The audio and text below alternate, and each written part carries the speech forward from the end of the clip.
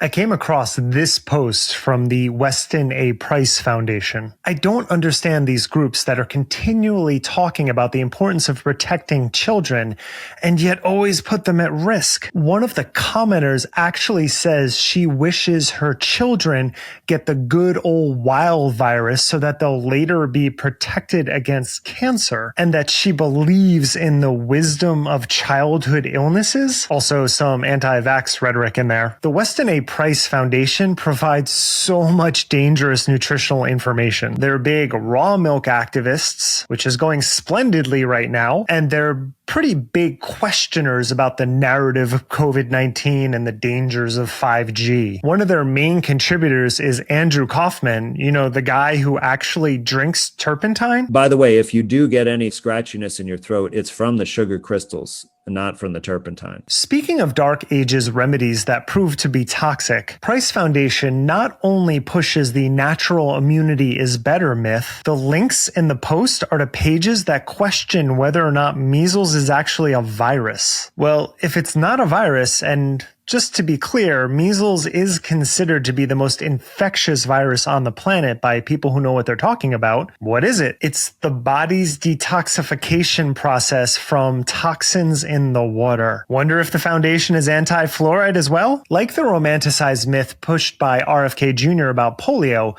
the Price Foundation is making the argument that a cleaner environment and social hygiene are the real reasons measles were almost eradicated. And yes, cleaning up the drinking water is really important for public health, but Price's timeline is just off. The source of their data is a clickbait factory. Measles is exceptionally dangerous for children and not just those who are malnourished. Yet Price argues that the real way to fight measles is vitamin A and cod liver oil and raw milk. In reality, there are many complications to measles, including pneumonia. In the 1920s, the death rate for measles pneumonia was 30%, brain inflammation, corneal ulceration, which can actually permanently scar your cornea. And despite what anti-vaxxers say, some people, mostly children under 5 and babies, can have suppressed immune systems for months after measles infection,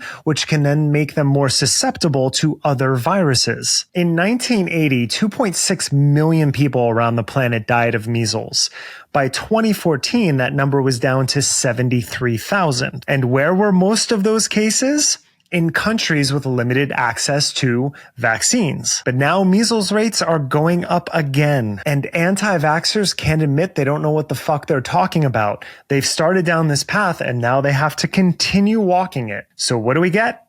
It ain't that bad and raw milk. All by people who claim to love children. Fucking child abuse.